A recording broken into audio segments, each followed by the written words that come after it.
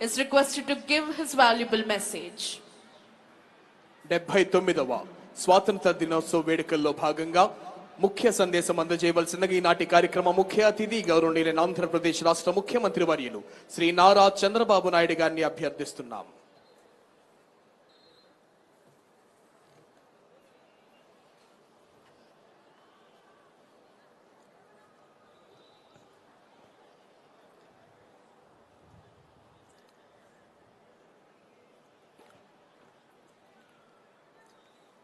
అందరికీ నమస్కారం. వందే మాతరం, వందే మాతరం, వందే మాతరం. ప్రపంచంలో అతిపెద్ద ప్రజాస్వామ్య దేశం భారత్. నేడు 79వ స్వాతంత్ర వేడుకలు జరుపుకుంటున్న శుభ సందర్భంగా భారతీయులకు, ప్రపంచంలోని తెలుగు వారికి, రాష్ట్ర ప్రజలకు శుభాకాంక్షలు.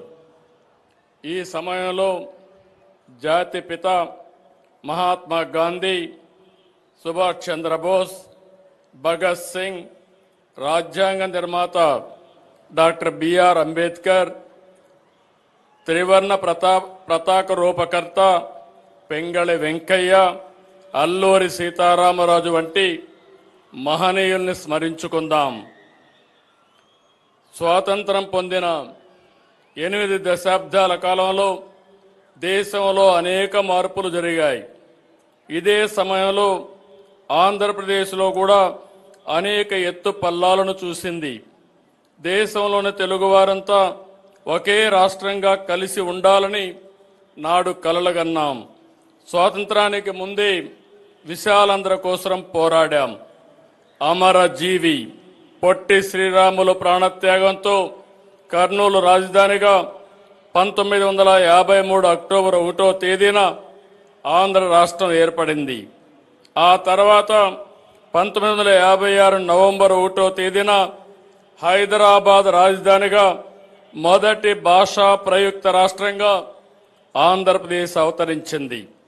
మళ్ళీ తిరిగి 2014లో రాష్ట్ర విభజనతో 2 తెలుగు రాష్ట్రాలు ఏర్పడ్డాయి. ఇలా ప్రతిసారి కొత్త సవాళ్లతో రాష్ట్రం ప్రయాణం సాగింది. 2014లో ఆంధ్రప్రదేశ్ విభజన తర్వాత జరిగిన పరిణామాలను ఒకసారి గుర్తు తీసుకోవాల్సిన అవసరం ఉంది. నవ్యాంధ్రప్రదేశ్కి మొదటి ముఖ్యమంత్రిగా ప్రజలు నాకు నాడు అవకాశం ఇచ్చారు. అనుభవం, ప్రజల సహకారంతో కష్టపడి దేశంలో టాప్ 3 రాష్ట్రాల్లో ఒకటిగా ఏపీని నిలిపాం. 2019లో వచ్చిన ప్రభుత్వం 5 సంవత్సరాల పాటు రాష్ట్రాన్ని విధ్వంసం చేసింది. ఏపీ బ్రాండ్ నాశనం చేసింది.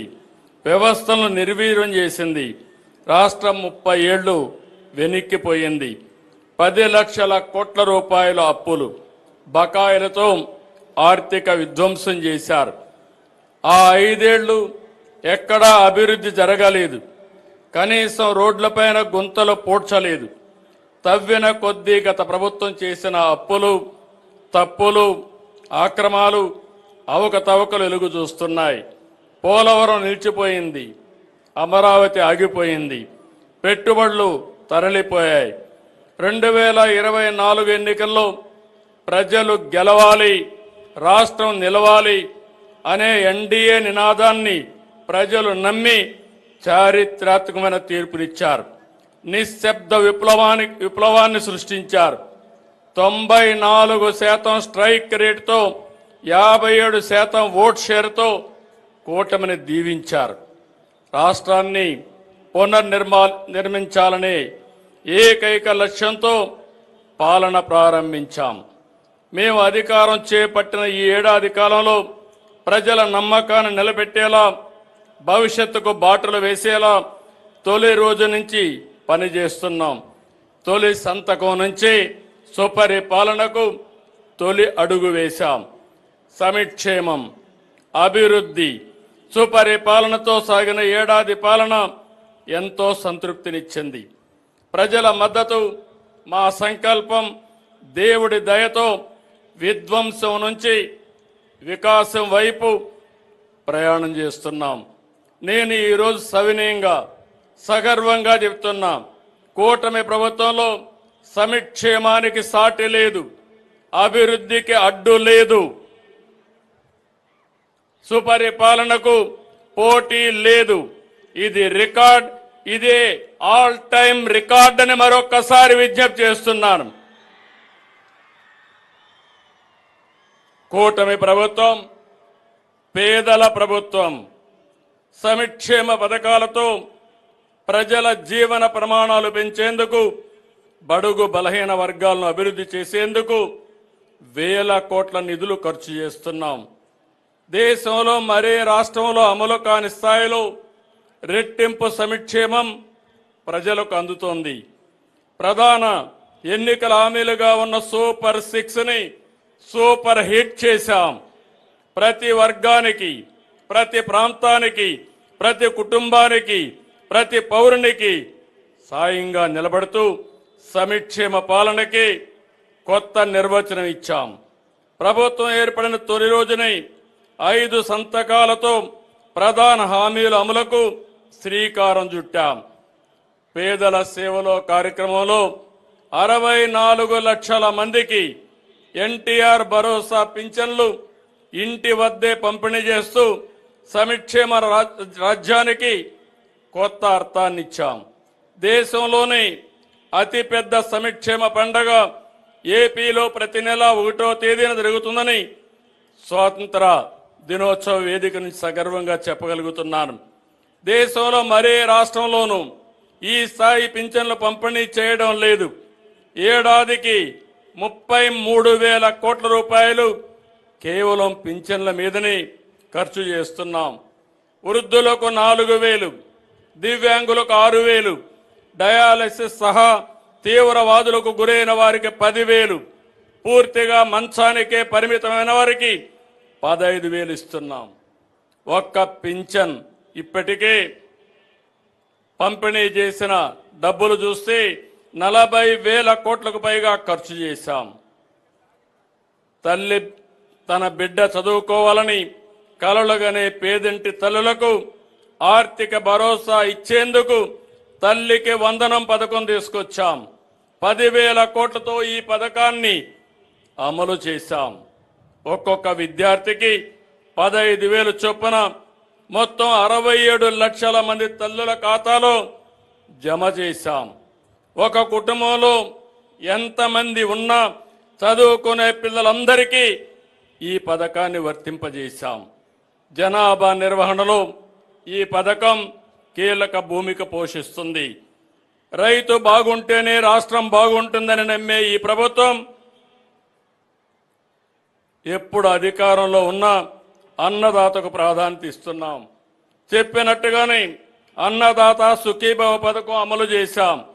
ప్రతి రైతుకు ఏడాదికి కేంద్రం ఇచ్చే మొత్తంతో కలిపి 3 విడతల్లో 20,000 రూపాయలు ఇస్తామని చెప్పాం. మొదటి విడతగా రాష్ట్ర ప్రభుత్వం 5,000, కేంద్రం ఇచ్చే 2,000 కలిపి 7,000 రూపాయలు రైతు ఖాతాల్లో వేశాం. 47 లక్షల మంది రైతులకి 3,173 కోట్ల రూపాయలు అందించాం. ఉమ్మడి రాష్ట్రంలో దీపం పథకం తెచ్చి మన ఆడబిడ్డల వంటింటి కష్టాలు తీర్చాం. నేడు మళ్ళీ దీపం 2 పథకం ద్వారా ఉచిత సిలిండర్లు ఇచ్చి భారాన్ని పూర్తిగా తగ్గించాం.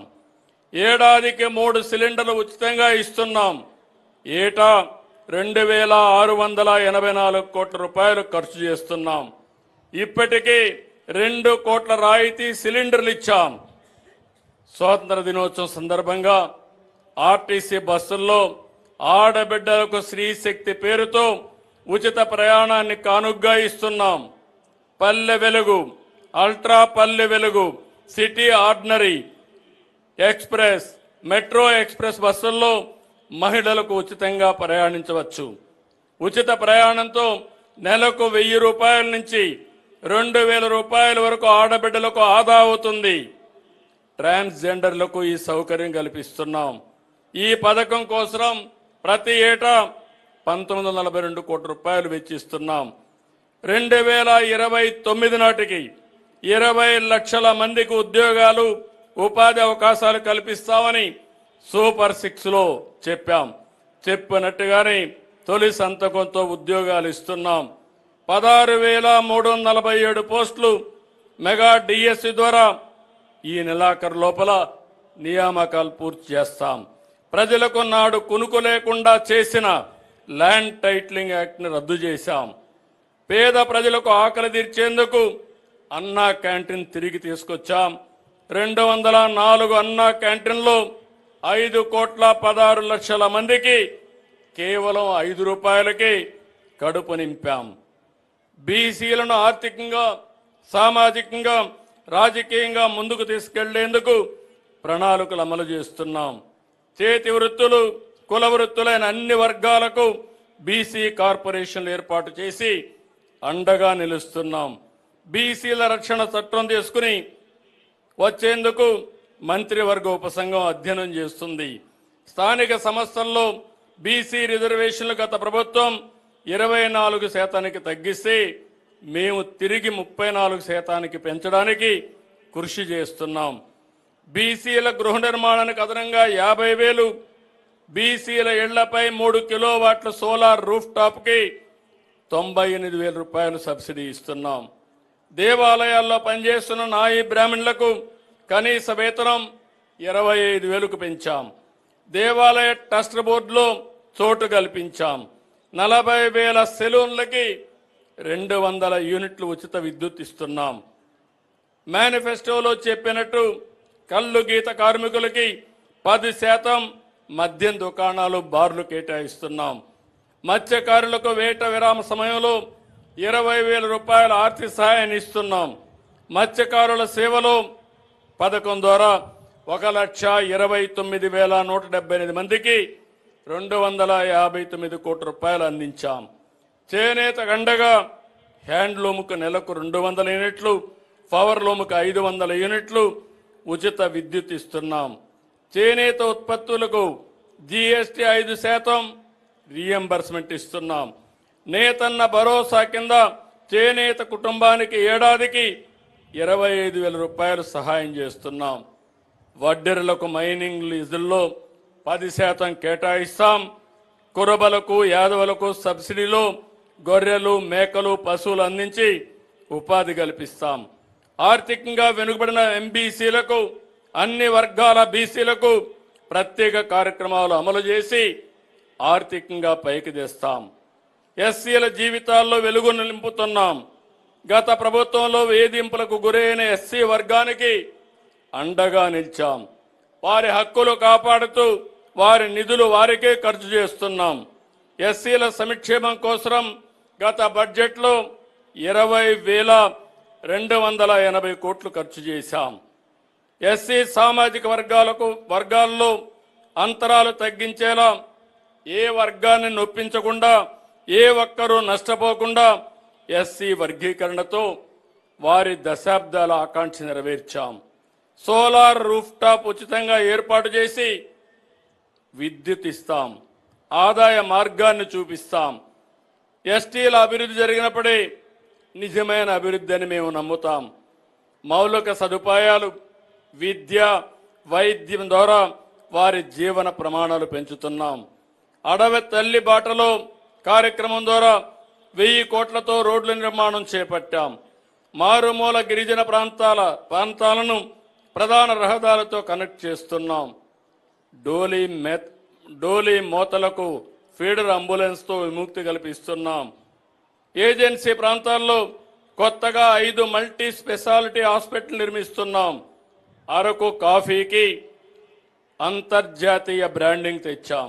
మరో 1,00,000 ఎకరాల్లో కొత్తగా కాఫీ తోటలు పెంచి గిరిజనుల ఆదాయాన్ని రెట్టింపు చేసేలా అడుగులు వేస్తున్నాం.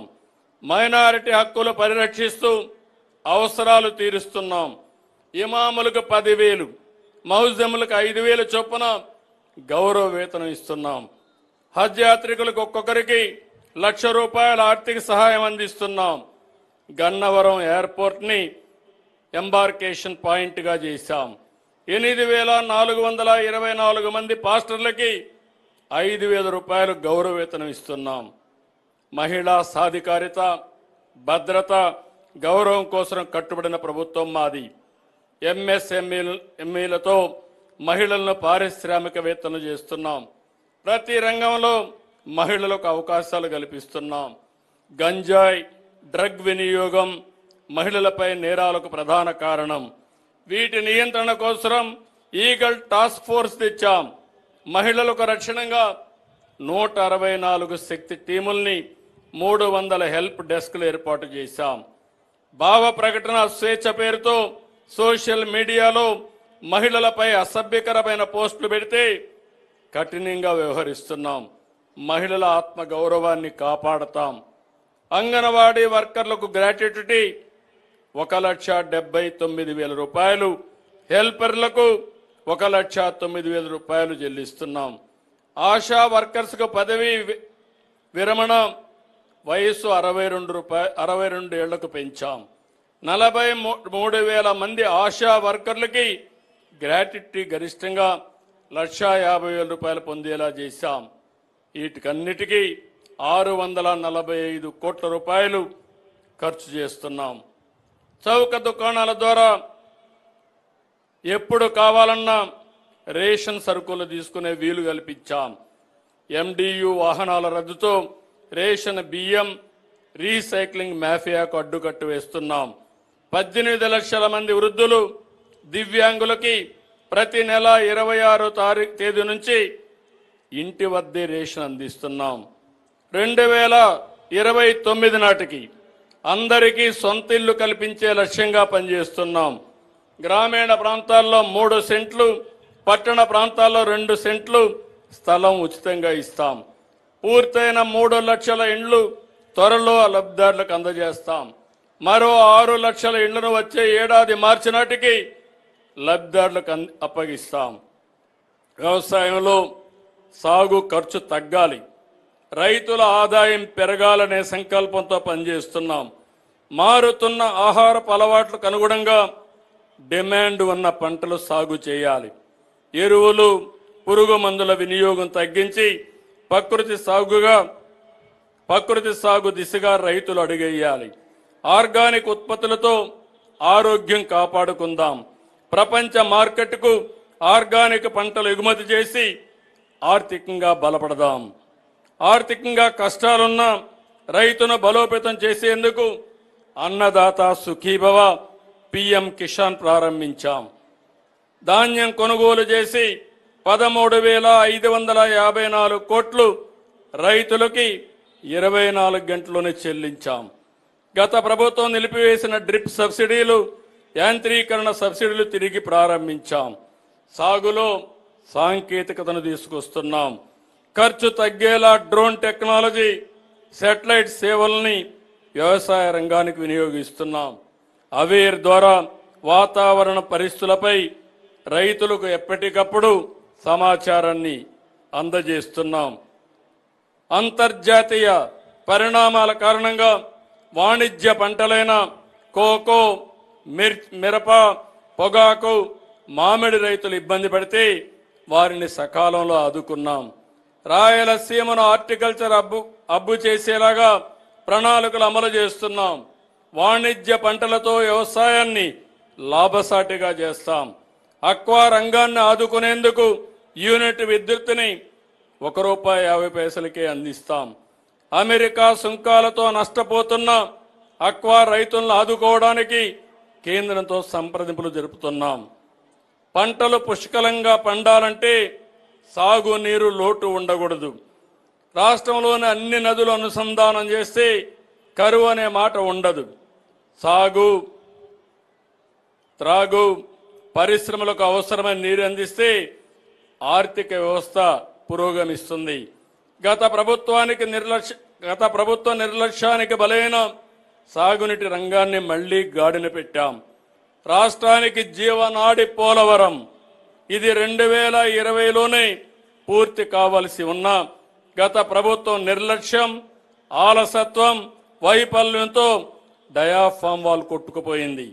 గత పాలకుల 5 ఏళ్లలో 5% కూడా పూర్తి చేయలేకపోయారు.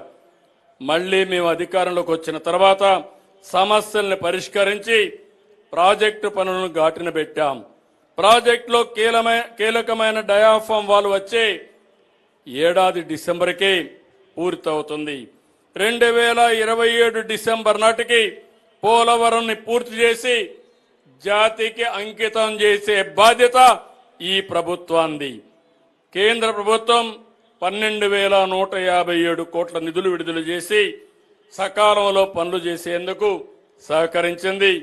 దీనికి కేంద్రానికి కృతజ్ఞతలు తెలియజేస్తున్నాం. రాయలసీమ 4 ఉమ్మడి జిల్లాల్లో 6 లక్షల ఎకరాలకు సాగునీరు అందించే ముఖ్యమైన హంద్రీ నీవా సుజల స్రవంతిపై గత ప్రభుత్వం డ్రామాలు ఆడింది. కాలువలకు నీటి విడుదల పేరుతో గేట్ల సెట్టింగ్ వేసి నాటి ప్రభుత్వం రైతులను మోసం చేసింది, నవ్వుల పాలైంది. మేము అధికారంలోకి రాగానే హంద్రీ నీవా పైన దృష్టి పెట్టాం. గత నెలలో ప్రధాన కాలువ వెడల్పుని 100 రోజుల్లో పూర్తి చేసి రికార్డు సృష్టించాం. 3,850 క్యూసెక్స్ల నీటిని విడుదల చేశాం. ఈ నెలలోనే చిత్తూరు జిల్లా చివరి ఆయకట్టుకు నీళ్లు ఇస్తాం. ప్రకాశం జిల్లాని కరువు నుంచి బయటపడవేసే వెలుగొండ ప్రాజెక్టుకి అత్యంత ప్రాధాన్యత ఇస్తున్నాం. వచ్చే ఏడాది జూలై కల్లా సాగునీరు ఇచ్చేలా పనులు ప్రారంభం చేశాం. వంశధార ప్రాజెక్టు పనులు వచ్చే ఏడాది జూన్ నాటికి పూర్తి చేసి 40,000 ఎకరాలకు నీళ్లు ఇవ్వాలని లక్ష్యంగా పెట్టుకున్నాం. చింతలపూడి లిఫ్ట్ ఇరిగేషన్ అనుమతులు సాధించి నిర్మాణం చేపడతాం. పోలవరం ఎడమ కాలువను వీరిని తొందరగా పూర్తి చేసి విశాఖ నగరానికి సాగునీరు, పారిశ్రామిక అవసరాలు తీరుస్తాం. ఉత్తరాంధ్రకు గోదావరి నీళ్లు అందిస్తాం. రాయలసీమను సస్యశ్యామలం చేసేందుకు గోదావరి వృధా జలాల్ని పోలవరం నుంచి బనకచెర్లకు మళ్లించాలని నిర్ణయించాం. సముద్రంలోకి పోయే వృధా నీటిని వినియోగిస్తాం. ఈ ప్రాజెక్టుతో ఏ రాష్ట్ర నీటి ప్రయోజనాలకు నష్టం వాటిల్లదు. ఎవరూ అభ్యంతరం చెప్పవలసిన అవసరం లేదు. వరదలు వచ్చినప్పుడు ఎగువ రాష్ట్రాలు నీటిని విడుదల చేస్తే దిగువ రాష్ట్రంగా ఆ నష్టాలను, కష్టాలను భరిస్తున్నాం. దిగువ రాష్ట్రంగా అదే వరద నీటిని వాడుకుంటామంటే అభ్యంతరాలు ఎందుకని అడుగుతున్నా. వరదను భరించాలి కానీ వరద నీటితో ప్రయోజనం పొందకూడదంటే ఇది ఏ విధంగా మంచిదో ఆలోచించమని విజ్ఞప్తి చేస్తున్నా. సమగ్ర నీటి నిర్వహణతో వాటర్ సెక్యూరిటీకి అధిక ప్రాధాన్యత ఇస్తున్నాం. ప్రస్తుతం రాష్ట్రంలోని రిజర్వాయర్లు 99% నిల్వలతో జల కళను సంతరించుకున్నాయి. 785 టీఎంసీ నీళ్లు వివిధ రిజర్వాయర్లో అందుబాటులో ఉన్నాయి. భూగర్భ జలాల పెంపుకు చర్యలు తీసుకుంటున్నాం. భూమిని జలాశయంగా మార్చే ప్రయత్నాలు ఫలిస్తున్నాయి. వర్షాకాలం తర్వాత +3 3 మీటర్లు, ముందు -8 మీటర్ల కంటే తగ్గకుండా భూగర్భ జలాలు ఉండేలా నీటి నిర్వహణ చేపడుతున్నాం. సాగునీటి సంఘాలు నీటి నిర్వహణలో కీలక పాత్ర పోషిస్తున్నాయి. 6,047 సాగునీటి సంఘాలు, 267 డిస్ట్రిబ్యూషన్ కమిటీలు, 58 ప్రాజెక్టు కమిటీలని నీటి నిర్వహణలో భాగస్వాములు చేస్తున్నాం. పల్లెలే దేశానికి పట్టుకొమ్మలన్న జాతిపిత మహాత్మా గాంధీ మాటలు మాకెప్పుడూ ఆచరణనీయం. జాతీయ గ్రామీణ ఉపాధి పథకం కింద అత్యధికంగా 5,211 కోట్ల రూపాయలు ఖర్చు పెట్టాం. గ్రామీణ ప్రాంతాల్లో 4,000 కిలోమీటర్లు సీసీ రోడ్లు, 250 కిలోమీటర్లు బీటీ రోడ్లు వేశాం. 2028 నాటికి జల్ జీవన్ మిషన్ కింద ప్రతి పల్లెకు, ప్రతి గడపకు సురక్షిత తాగునీరు అందిస్తాం. గ్రామీణ పారిశుద్ధ్యం మెరుగుపరిచేందుకు పైలట్ ప్రాజెక్టు కింద 500 మ్యాజిక్ డ్రైన్స్ నిర్మాణాన్ని చేపడుతున్నాం. గత ప్రభుత్వ హయాంలో రెవెన్యూ శాఖలో అనేక అక్రమాలు జరిగాయి. నాడు ప్రజలు తమ భూములు ఆస్తులకు రక్షణ కోల్పోయారు. గత ప్రభుత్వం భూ సర్వే పేరిట ప్రతి గ్రామంలో వివాదాలు సృష్టించింది. రాష్ట్ర వ్యాప్తంగా 17,600 రెవెన్యూ సదస్సులు నిర్వహించి భూ వివాదాలను చాలా వరకు పరిష్కరించాం. 2027 డిసెంబర్ నాటికి భూముల రీసర్వే పూర్తి చేస్తాం. ప్రజల ఆస్తి పత్రాల మీద గత పాలకులు తమ ఫోటోలు వేసుకున్నారు. వాటి స్థానంలో రాజముద్రతో కొత్త పాస్ పుస్తకాలు ఇస్తున్నాం. పేదల ఇళ్ల స్థలాలపై మంత్రివర్గం పనిచేస్తూ ఉంది. అభ్యంతరం లేని నివాస స్థలాలను డిసెంబర్లోగా క్రమబద్ధీకరిస్తాం. గత పాలకులు కొత్త జిల్లాలను ఏర్పాటు చేయడంలో అస్తవ్యస్తం చేశారు. ఇప్పటి వాడిని సరిదిద్దాం. ఈ విషయంలో ఎన్నికల్లో ఇచ్చిన హామీల్ని నిలబెట్టుకుంటాం. సంపద సృష్టి జరగాలంటే నాలెడ్జ్ ఎకానమీ ప్రధానం. అందుకే విద్య నైపుణ్యాలకు ప్రాధాన్యత ఇస్తున్నాం. భవిష్యత్తు అవసరాలను అనుగుణంగా యువతను విద్యార్థుల్ని సిద్ధం చేస్తున్నాం. ఏపీ మోడల్ ఆఫ్ ఎడ్యుకేషన్ దేశమంతా అనుసరించేలా రాష్ట్ర విద్యా రంగాన్ని తీర్చిదిద్దాం. ప్రభుత్వ పాఠశాలల్లో మెరుగైన సౌకర్యాలు, అత్యున్నతమైన విద్యా ప్రమాణాలతో విద్యార్థులకు బోధన అందుతోంది. ప్రతి శనివారం నో బ్యాక్ డేగా ప్రకటించాం. 1 క్లాస్ 1 టీచర్ విధానాన్ని తెచ్చాం. స్కూళ్ల విలీనం పేరుతో తెచ్చిన జీవో 117 రద్దు చేశాం. డొక్కా సీతమ్మ మధ్యాహ్న బోధన కింద విద్యార్థులకు సన్న బియ్యంతో నాణ్యమైన భోజనం పెడుతున్నాం. 953 కోట్ల ఖర్చు చేసి విద్యార్థులకి డాక్టర్ సర్వేపల్లి రాధాకృష్ణ విద్యార్థి మిత్ర పథకం కింద యూనిఫామ్ కిట్లు ఇస్తున్నాం. విద్యార్థుల పురోగతిపై చర్చించేందుకు 2 కోట్ల మందితో మెగా పేరెంట్ టీచర్స్ మీటింగ్ నిర్వహిస్తున్నాం. ప్రతి ఏటా ఈ కార్యక్రమం కొనసాగుతుంది. ఇంటర్ విద్యా విధానంలో మార్పు తీసుకొచ్చాం. ప్రభుత్వ జూనియర్ కళాశాలల్లో ఐఐటి, నీట్ లాంటి ప్రవేశ పరీక్షలకు శిక్షణ ఇస్తున్నాం. ఫీజు రీఎంబర్స్మెంట్ బకాయిలు విడుదల చేశాం. స్కిల్ సెన్సస్ ద్వారా యువత నైపుణ్యాలను అంచనా వేస్తున్నాం. వారికి అవసరమైన నైపుణ్య శిక్షణ ఇచ్చి పరిశ్రమలకు అనుసంధానం చేస్తాం. భవిష్యత్ అవసరాలకు తగ్గట్టు పాఠ్యాంశాలు మార్పులు చేస్తున్నాం. కరికులం అప్డేట్తో పాటు స్కిల్ పెంచే కార్యక్రమాన్ని చేపట్టాం. నైపుణ్య అభివృద్ధి సంస్థ ద్వారా శిక్షణ పొందిన 74,834 మందికి ప్లేస్మెంట్లు కూడా వచ్చాయి. ప్రతి నియోజకవర్గంలో ప్రతి సంవత్సరం జాబ్ మేళా నిర్వహిస్తున్నాం. ఆరోగ్య ఆంధ్రప్రదేశ్ అనేది మా విధానం. Preventive, curative, cost effective, real time monitoring విధానాలతో ప్రజారోగ్యానికి సంజీవనిగా వైద్య శాఖను తీర్చిదిద్దాం. మేము ఆధునిక విధానాలను అనుసరిస్తున్నాం. గేట్స్ ఫౌండేషన్ భాగస్వామ్యంతో ప్రజారోగ్యం కోసం కృషి చేస్తున్నాం. ఆర్టిఫిషియల్ ఇంటెలిజెన్స్ సాయంతో మెరుగైన ఆరోగ్య సంరక్షణ చేపడుతున్నాం. ఎన్టీఆర్ వైద్య సేవ పథకం కింద 3,257 వ్యాధులకు ఉచితంగా చికిత్స అందిస్తున్నాం. ప్రజారోగ్యంలో డిజిటల్ నెర్వ్ సెంటర్ భవిష్యత్ తరం వైద్య సేవలకు శ్రీకారం చుట్టాం. టాటా సంస్థ భాగస్వామ్యంతో ఈ ఏడాది జూలై 3 నుంచి కుప్పంలో డిజి నెర్వ్ సెంటర్ని పనిచేస్తా ఉంది. వచ్చే 6 నెలల్లో చిత్తూరు జిల్లాలో 2 ఏళ్లలో రాష్ట్రమంతా డిజి నెర్వ్ సెంటర్ని సేవల్ని విస్తరిస్తాం. 175 నియోజకవర్గాల్లో 100 నుంచి 300 పడకల మల్టీ స్పెషాలిటీ ఆసుపత్రుల నిర్మాణం చేపట్టాం. ప్రాథమిక సామాజిక ఆరోగ్య కేంద్రాలు బలోపేతం చేసి దీనికోసం 233 కోట్లు ఖర్చు చేస్తున్నాం.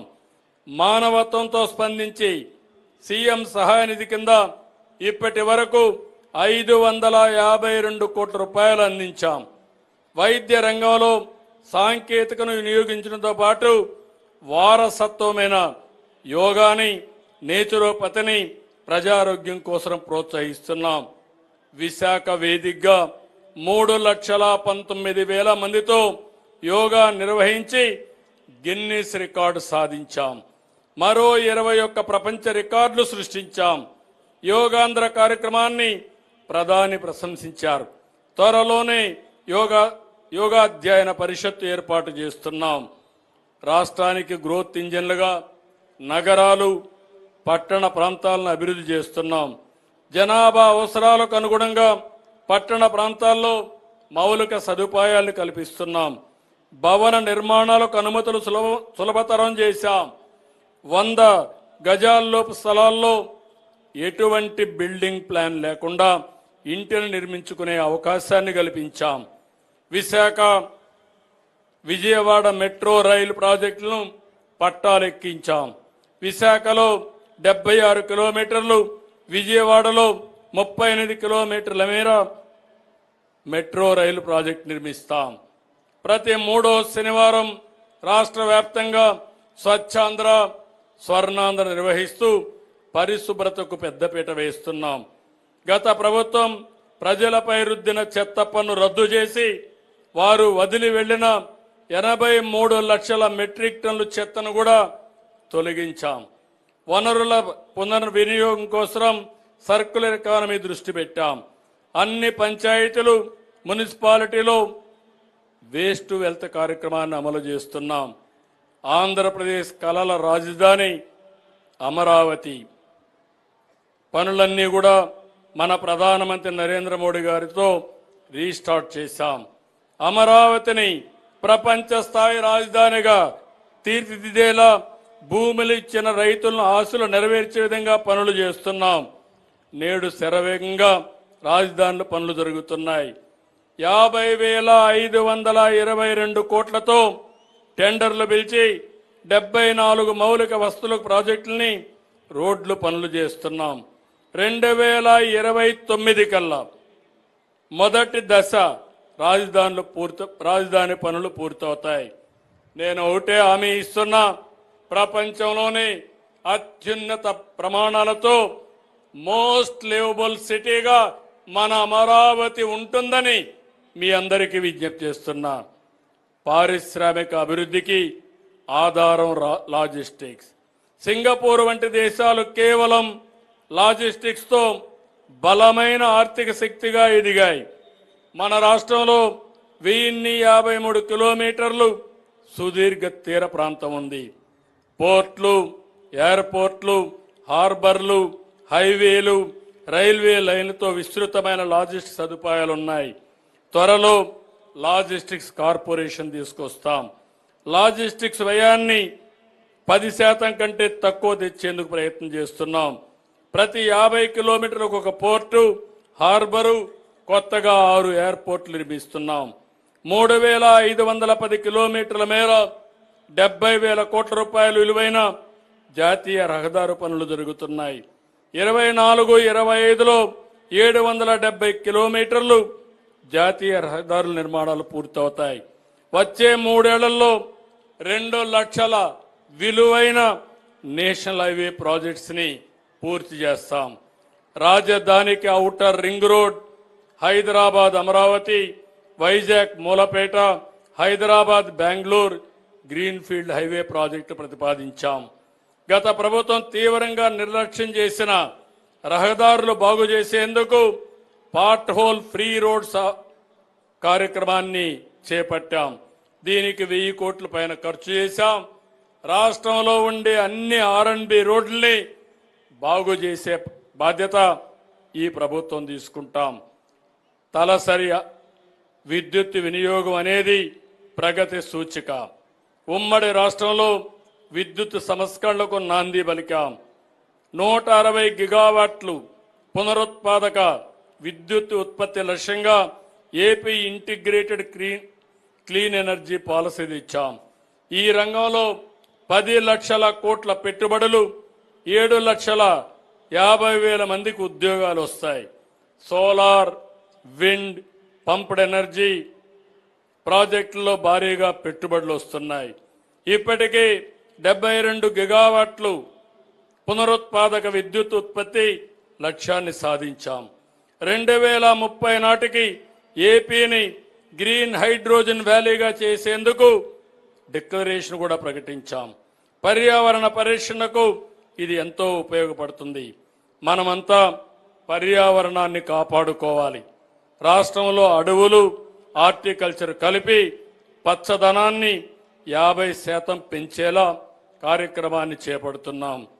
ఏపీ బ్రాండ్ని పునరుద్ధరించేందుకు కూటమి ప్రభుత్వం పనిచేస్తున్నది. పారిశ్రామికవేత్తలకు నమ్మకాన్ని కల్పించి తిరిగి రాష్ట్రానికి పెట్టుబడులు వచ్చేలా కృషి చేస్తున్నాం. స్పీడ్ ఆఫ్ డూయింగ్ బిజినెస్ విధానంతో 20కి పైగా కొత్త పాలసీలు తెచ్చాం. ఇప్పటి వరకు 9 స్టేట్ ఇన్వెస్ట్మెంట్ ప్రమోషన్ బోర్డు సమావేశాలు పెట్టాం. 113 ప్రాజెక్టులకు సంబంధించి 5,94,000 కోట్ల రూపాయలకు పెట్టుబడులకి కేబినెట్ ఆమోదం తెలిపింది. వీటి ద్వారా 5,56,000 మందికి ఉద్యోగాలు వస్తాయి. రాష్ట్రంలో పెట్టుబడులు, పరిశ్రమల స్థాపనకు సంబంధించి మన ఆలోచనలకు కేంద్రం అందిస్తున్న సహకారానికి ధన్యవాదాలు. సెమీ కండక్టర్ పరిశ్రమ ఏపీలో ఏర్పాటు చేసేందుకు కేంద్ర కేబినెట్ నిర్ణయం చేశారు.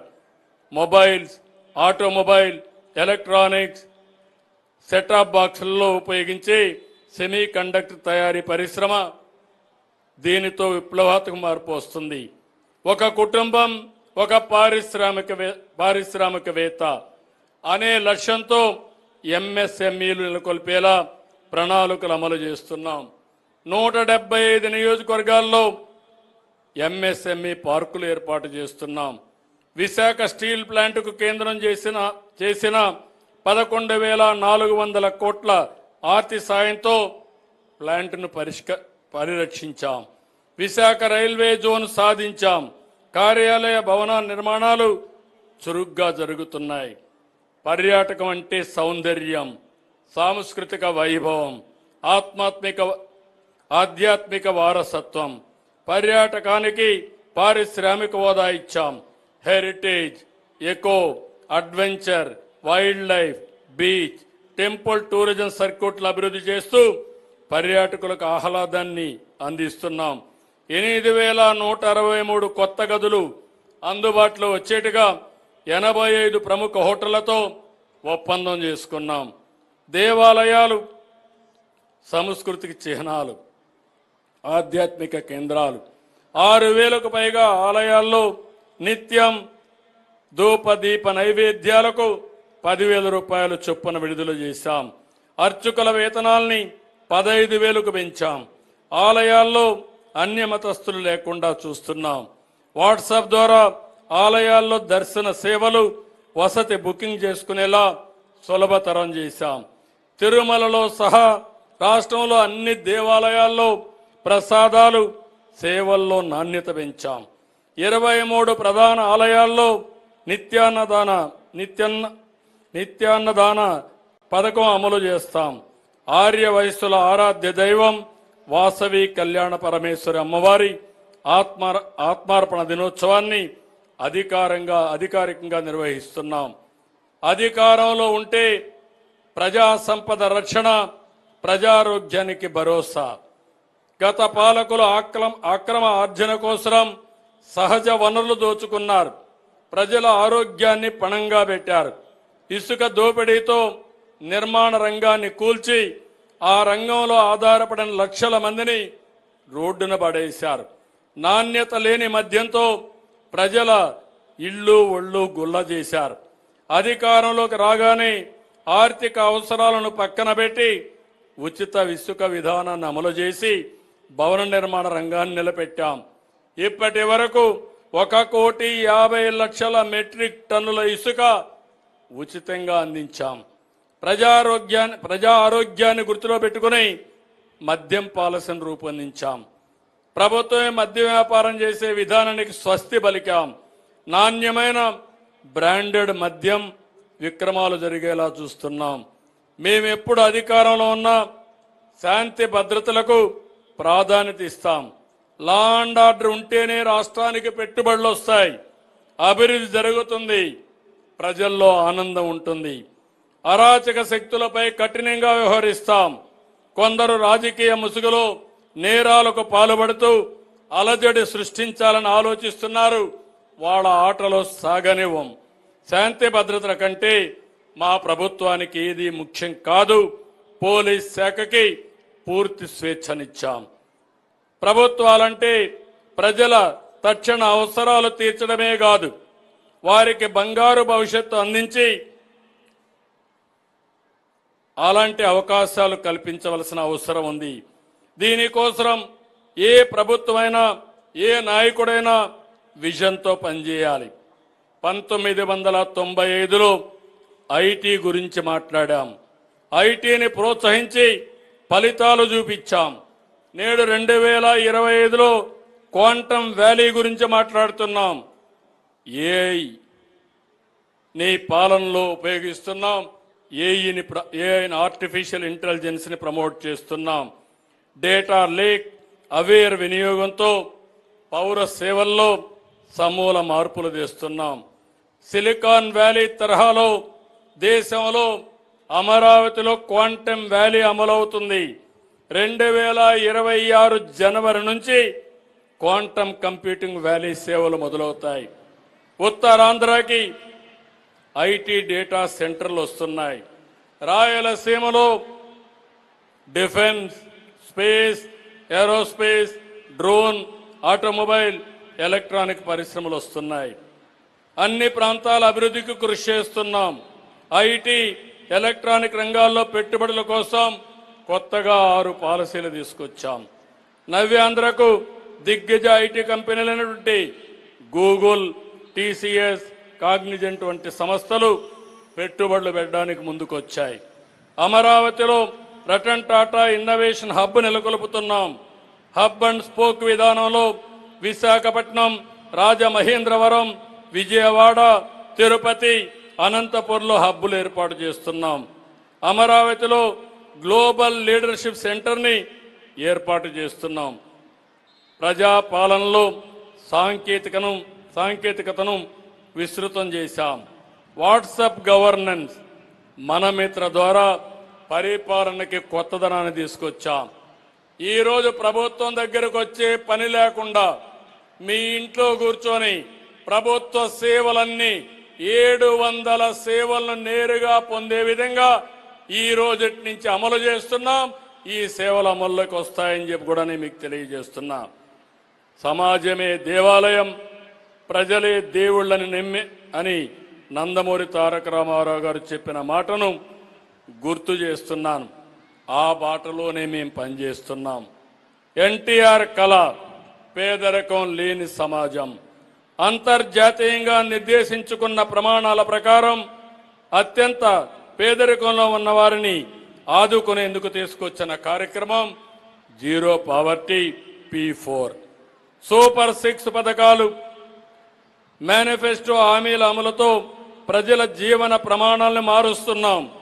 ప్రభుత్వం ఇచ్చే పథకాలతో పాటు సంపన్నులు కూడా భాగస్వాములు చేయడం ద్వారా పేదరికాన్ని తొందరగా పోగొట్టాలనే ఆశయంతో పనిచేస్తున్నాం.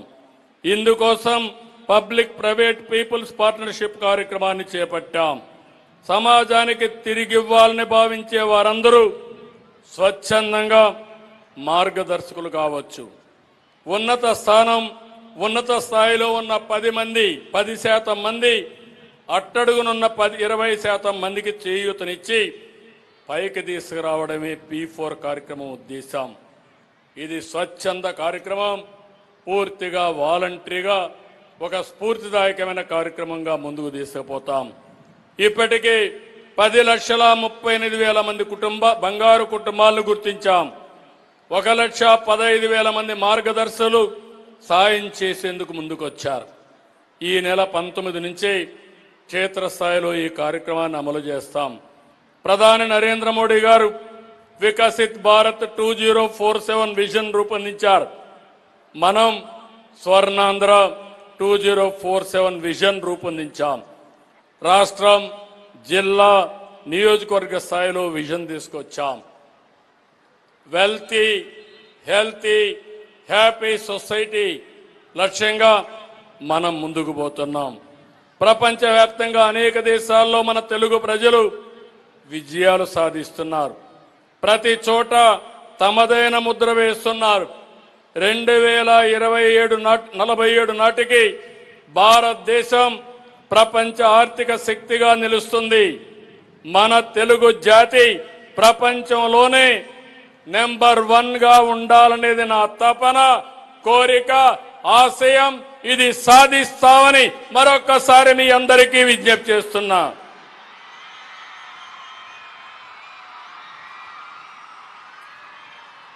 ప్రధానమంత్రి నరేంద్ర మోడీ గారి నాయకత్వంలో 2047కి భారత్ ప్రపంచ ఆర్థిక శక్తిగా నిలుస్తుంది. త్వరలోనే 3వ పెద్ద ఆర్థిక వ్యవస్థగా అవతరిస్తాం. మనది డెడ్ ఎకానమీ కాదు, గుడ్ ఎకానమీ. ఇది ప్రపంచం గుర్తుపెట్టుకోవాల్సిన అవసరం ఉంది. ఆర్థిక శక్తిగానే కాదు, సైనిక శక్తిలోనూ మనమేంటో ఆపరేషన్ సింధూర్లో నిరూపించాం. స్వాతంత్ర దినోత్సవ వేళ ప్రతి భారతీయుడు మువ్వెన్నెల జెండా ఎగరేసి మన సైనిక దళాలకు సెల్యూట్ చేద్దాం. శత్రు దేశాల తూటాలు బేలిస్తే మిసైళ్లతో బదిలిచ్చిన మన త్రివిధ దళాలకి జై కొడదాం.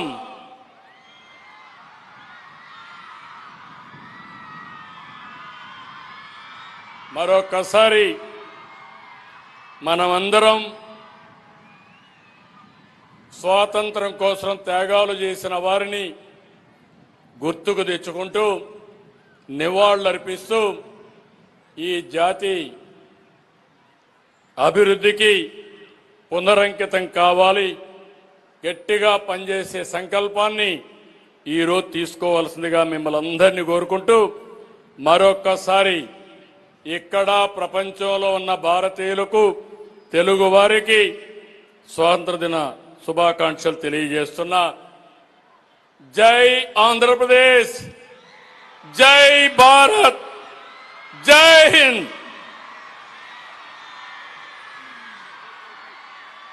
Thank you, sir. Thank you so much for your inspiring message.